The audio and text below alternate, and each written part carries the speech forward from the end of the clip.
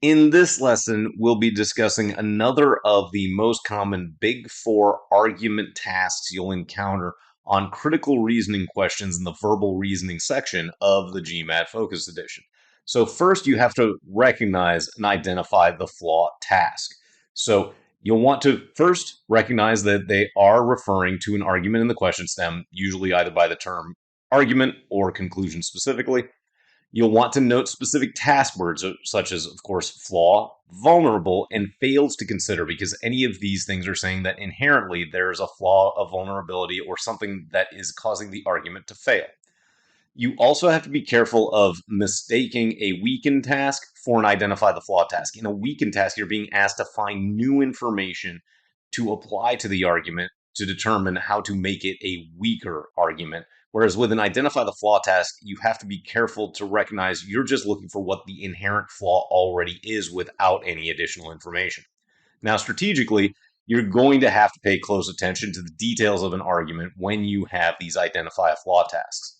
And that's partly because no new information is provided by the choices, at least for the right choice. So you have to just find something inherently in the argument that subtly makes it flawed. You'll also want to try to categorically identify the type of argument to broadly predict possible assumptions that could turn into flaws. Because if you use critical thinking, you might be able to figure out why that assumption is likely to prove invalid. You'll want to focus on wrong answers that address concerns beyond that conclusion. And you can, of course, eliminate more quickly should you find a choice that matches your prediction well proactively. Now, you should recognize our argumentation equation, which is our premise plus the assumption leads to the conclusion. So when we're talking about an identify the flaw task, you have to ultimately find out why an assumption is unlikely to be true. So there's the premise, the stated facts. There's a conclusion that is drawing upon some sort of relationship between the premise and the assumptions. And when you're being asked to identify a flaw in an argument, your task is literally to say why that conclusion is unlikely to be true based solely on the objective facts that have been provided. And by properly categorizing the argument, you can proactively identify common reasoning flaws to expedite your elimination on an identify the flaw task. So our common argument flaws first is just simply an analogy. And we know that an analogy is going to assume that the items are comparable in relevant ways. So the likely flaw is that for some inherent reason, those items are not reasonably comparable in a specifically relevant way. We also have our representation arguments, and they have an assumption that the evidentiary sample is representative of the larger whole population that is referenced in the conclusion. And of course, the likely flaws here are that subtle term shifts from the evidence to the conclusion make it so that they aren't representative, or that the sample is inherently unrepresentative of the overall population it claims to represent. So again, we're subtly changing from whatever the sample size in the evidence to the conclusion, and that is definitely a common flaw that the exam likes to exploit for identify the flaw tasks. So let's take a look at an example, and as always, we'll read the question stem first. So the political commentator's argument is most vulnerable to criticism on which of the following grounds. So we recognize the key term, vulnerable, that indicates that this is an identify the flaw task. So you might just write the word flaw over your horizontal line before the answer choices on your scratch work. Then we read the paragraph from the beginning. Political commentator says, looking to artists for political insights is largely a fruitless endeavor.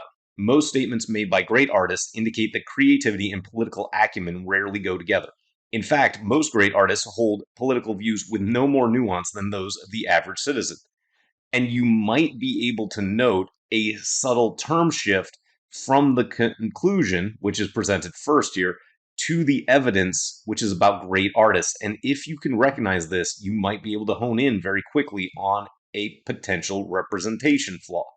Of course, the conclusion is the first sentence. Looking to artists for political insights is largely a fruitless endeavor. So that is the thing we need to find a flaw within. And to broadly predict what a specific or categorical flaw might be, we noted the term shift from great artists in the premise to a conclusion about artists creates an unrepresentative sample.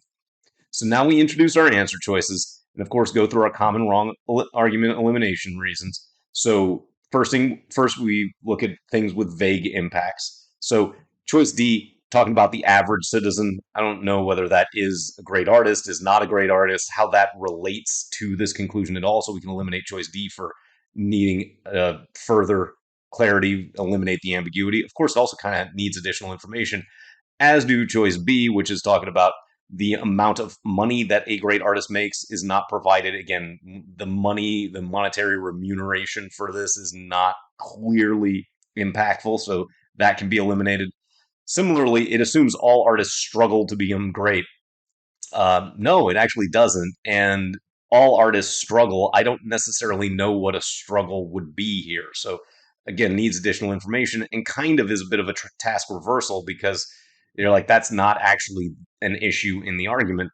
And similarly, with choice A, the term political insight is not clearly defined. Well, we're talking about political insights, and that ties to the political views, and we're talking about nuance. So, I mean, it's not really a great strength, but it's definitely not a flaw for choice A. But then we look at choice E.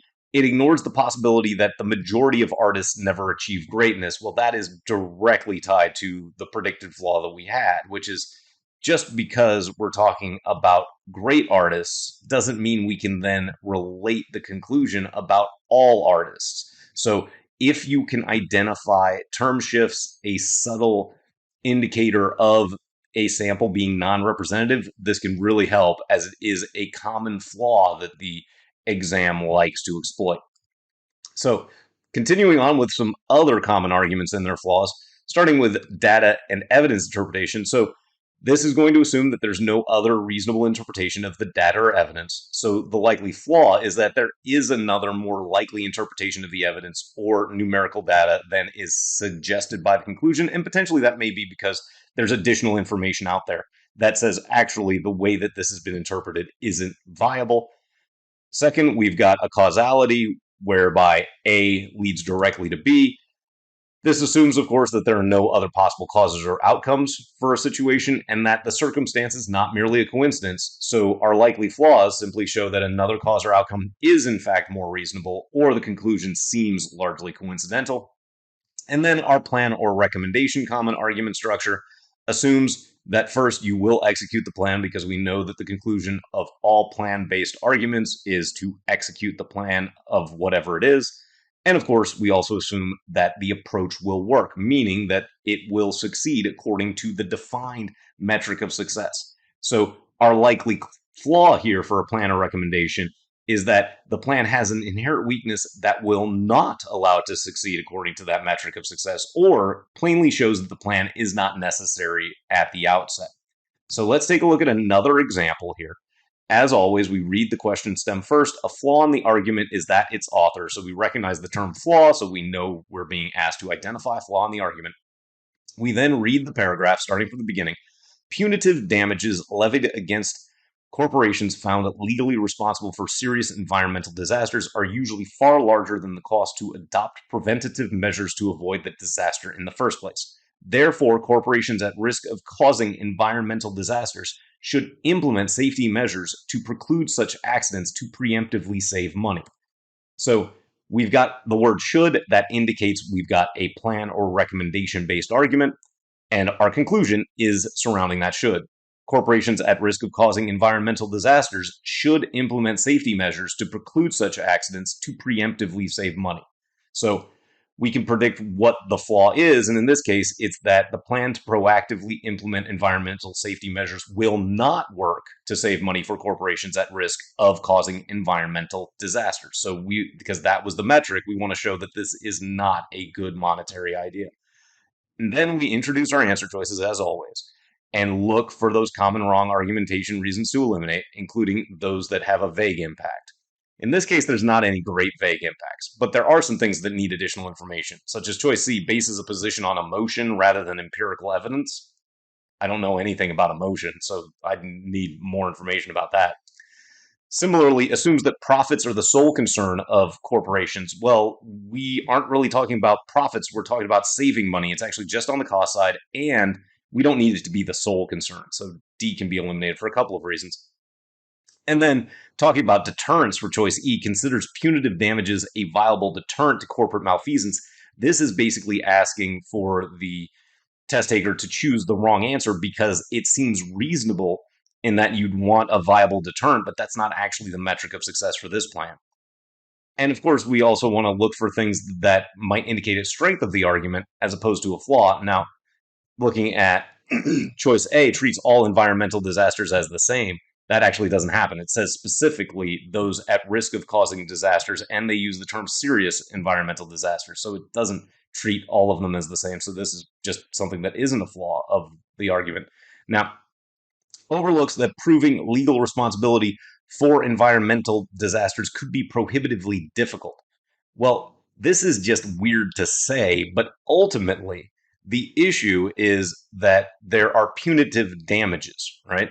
And so the punitive damages, if they are hard to prove, then when the cases are brought against the company is able to basically get off because they're not able to have it proven against them that they were responsible for the environmental disaster. So what choice B is saying is that even though those damages are far larger, those damages are not likely to actually be incurred. So that's the flaw, and it's a little bit of a step beyond your initial read potentially.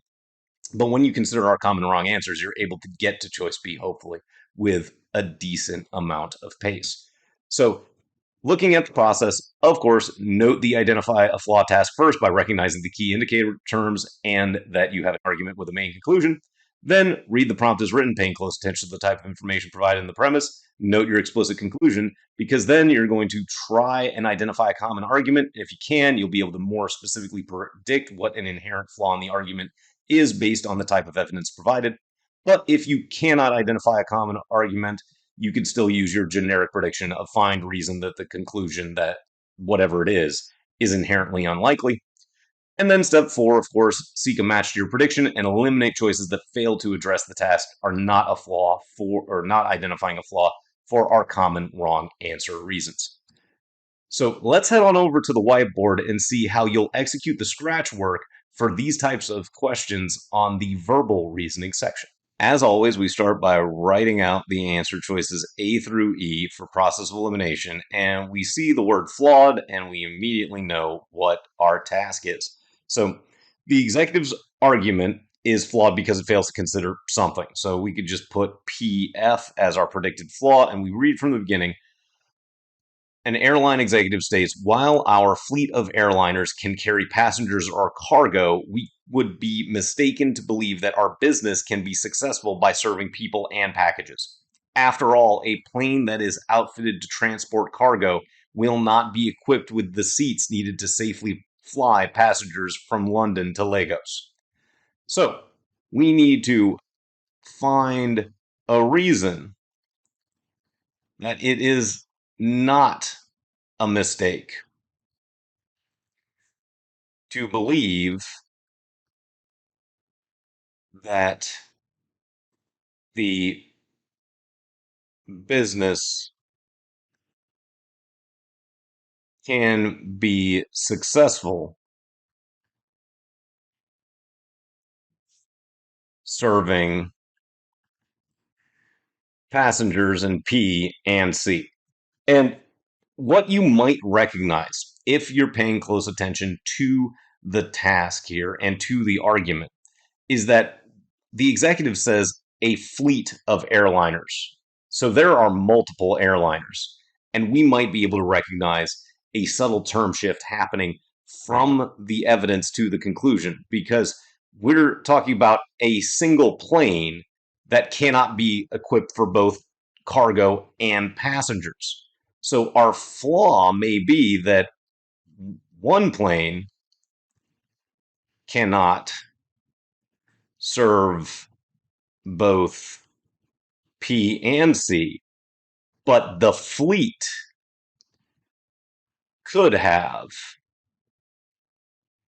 planes doing one or the other well. And you want to always be thinking critically to see if you can come up with a prediction such as this, because choice A then becomes incredibly clear. Because that individual airplanes can be tailored to fulfill different purposes. That is clearly the flaw in the argument. Now, the rest of the answer choices we'll go through briskly just to make sure we identify reasons to eliminate. But on the exam, you might be able to get through this question very directly if you can come up with that prediction. Now, that London to Lagos is a route that can be traveled directly or by taking a connecting flight. That has no impact because it doesn't clarify the difference between passengers and cargo. Most passengers travel with checked luggage in addition to a carry-on bag. Again, I need additional information there about how that impacts passengers versus cargo.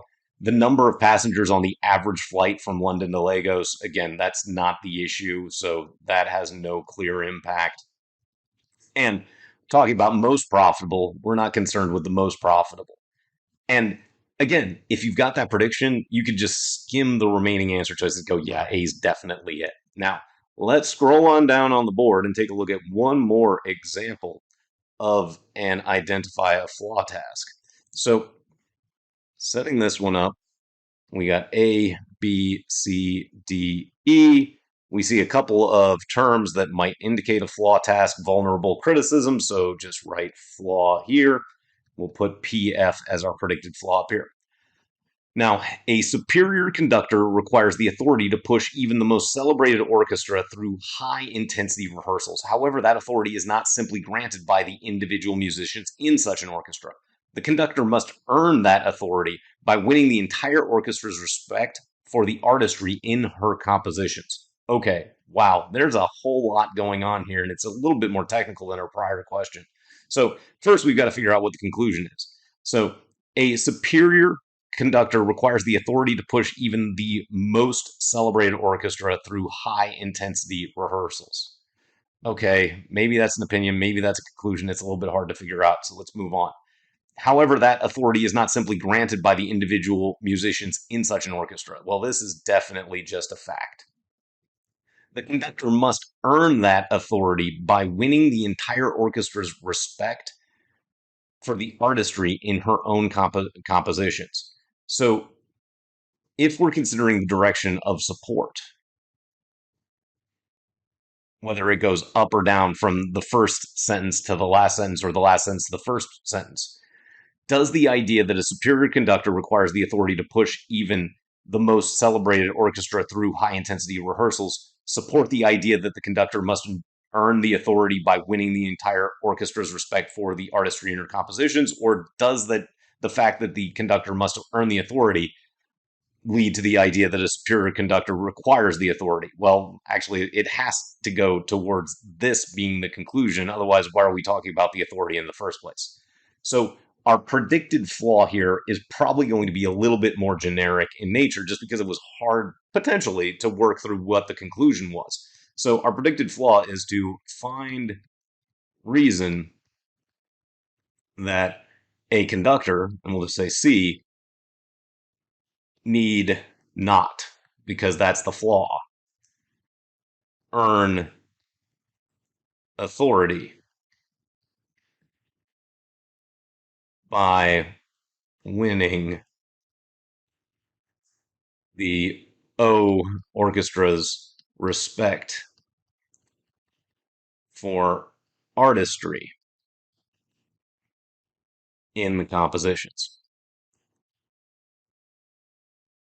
And so in this case, you may once again be able to identify a common argument. If you have, hold that for a second, because we're going to come back to it in a minute. Now, choice A, it fails to enumerate each of the characteristics that a superior conductor must have. Well, that's not the flaw. This is kind of a reversal because we don't need to know each of the characteristics to believe the conclusion. So that can be eliminated pretty directly. It neglects to define the specific exercises that comprise a high intensity rehearsal. Again, that's not the issue. It's not a flaw. We're concerned with why she doesn't need to earn the authority by winning respect for the artistry in her compositions. Now, choice C, it considers only one possible method for achieving a stated goal. And if you noted that this is really a causality based argument, C jumps out potentially quite immediately because you're like, yep, that's it. They said that only by that approach will the plan work. And in this case, Choice C says that's not necessarily true. Maybe there are other ways to earn that authority. Then choice D, it confuses the needs of the individuals with the need of a group comprised of those individuals. Again, this is just not the flaw. It's not an issue of whether it's the entire orchestra or the individual in the orchestra. They're kind of one and the same here. So that too can be categorized as a reversal and suggests that a superior conductor will only be interested in leading the most celebrated of orchestras. Again, that's not at issue. We're talking specifically about this conductor. So that too could be qualified as a reversal. So you can see how you want to try to predict what the categorical argument is, because that can really inform the flaws and make you more of a proactive participant in identifying the logical gap that exists, and thereby expediting these very common argument tasks for the critical reasoning questions that you'll encounter in the verbal reasoning section of the GMAT Focus Edition.